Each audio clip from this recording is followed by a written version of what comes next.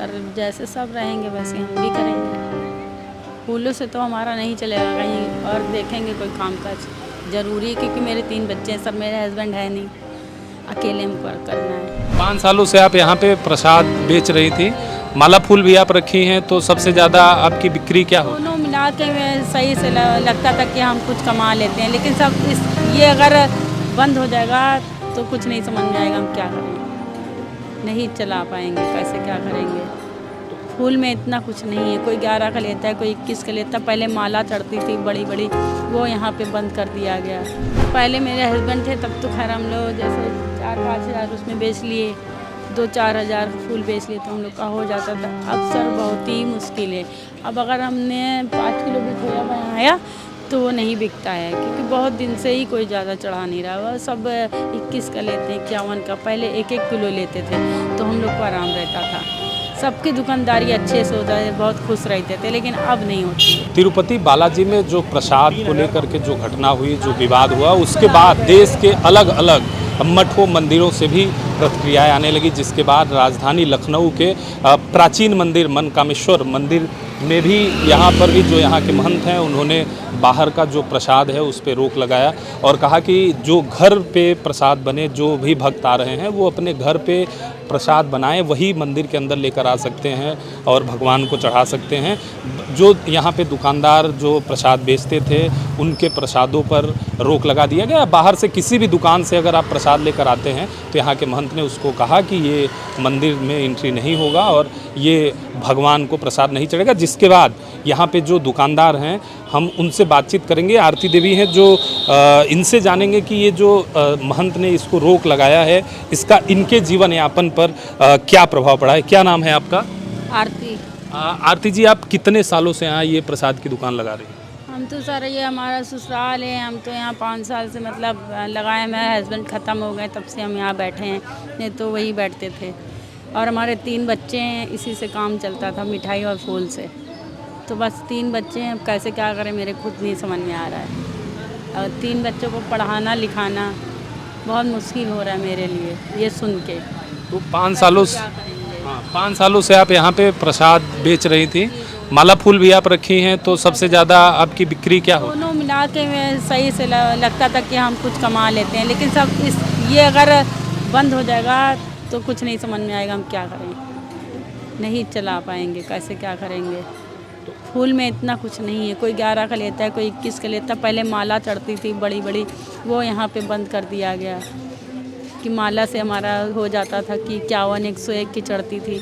अब ऐसा कुछ नहीं है, थोड़ा सा फूल ले लिया उसमें काम चला लिया। वो मिठाई बिकती थी तो हम लोग का मतलब चल जाता था सब आराम से काम, लेकिन अब ये बंद हो जाएगी तो हम कैसे क्या करेंगे मेरे खुद ही नहीं समझ में आ रहा है सर। आपको कब पता चला कि यहाँ जो प्रसाद आप बनाती हैं वो? हमको कल सुबह पता चला, पहले से नहीं।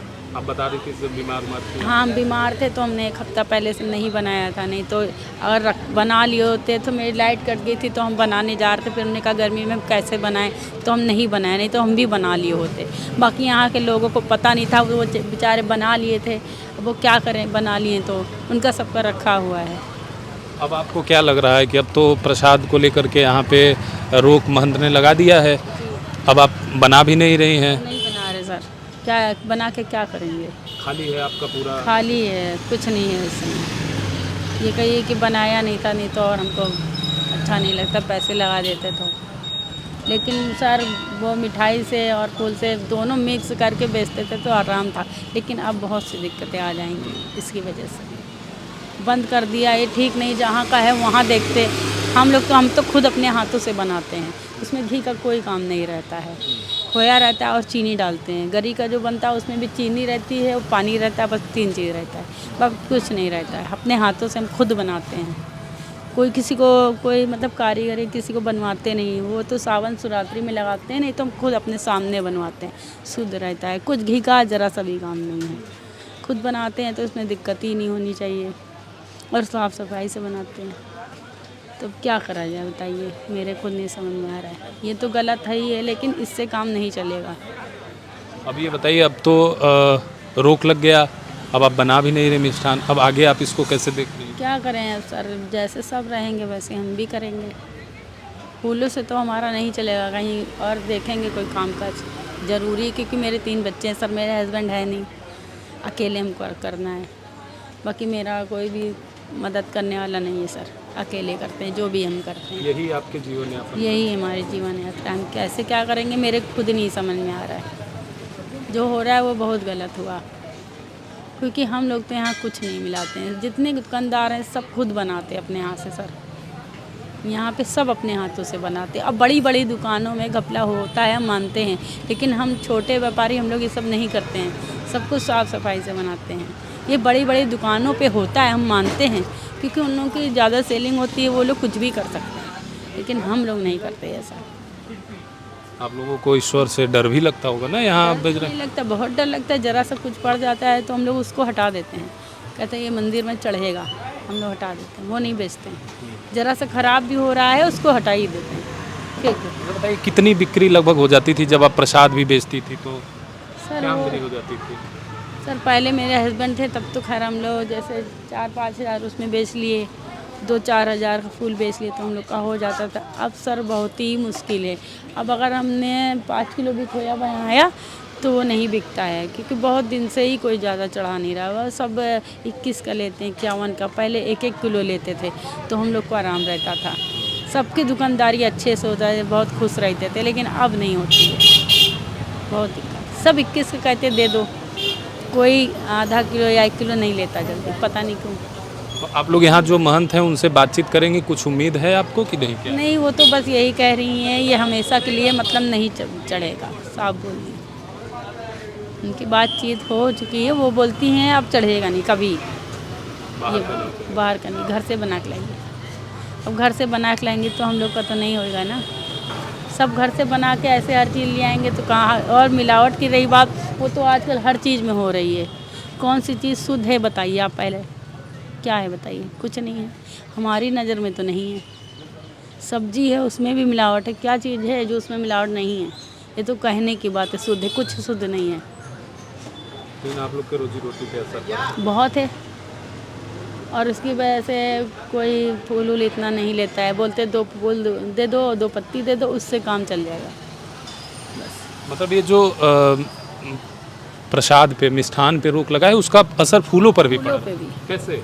है सर, वो तो हम लोग को कल ही दिन भर में, सोमवार था, वो दिन भर में पता चल गया देखने से। जैसे फूल लिया तो माला भी लिया, सब कुछ ठीक से लेते थे, अब नहीं। कल दिन भर ऐसे, कल हमारी दुकानदारी ऐसे 1500-2000 की हुई, नहीं तो 4-5 हज़ार की शाम तक की हो जाती थी। और आमदनी का आपका जरिया यही है, बाकी मेरे पास कोई काम नहीं सर, और कोई काम मेरे समझ में भी नहीं आएगा, क्योंकि हम शुरू से यही कर पाते हैं।